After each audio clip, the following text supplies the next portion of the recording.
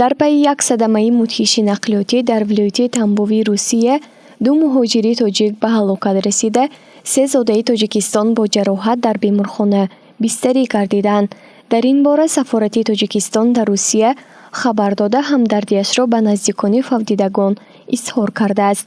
Ин ниҳод гуфтааст, ки ҳодиса рӯзи 22 август дар ноҳияи Мичуринскии вилояти Тамбови Русия рух додааст. Қаблан расонаҳои Русия хабар дода буданд, ки дар натиҷаи як садамаи нақлиётӣ дар ноҳияи Мичурин дар деҳаи Кочетовка дар шоҳроҳи П-22 Каспий километри 383 4 нафар ба ҳалокат расида, 4 нафари дигар захмӣ гардиданд.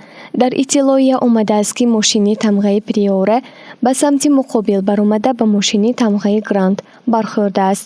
Ҳар ду ронанда дар ҷои ҳодиса ба ҳалокат расида, 2 мусофири дигар дар мошини ёрии таъҷилӣ ҳалок гардиданд. 4 нафар ҷароҳат бардоштагон дар беморхона бистарӣ мебошанд. Дар ин бора Азия Плюс хабар медиҳад.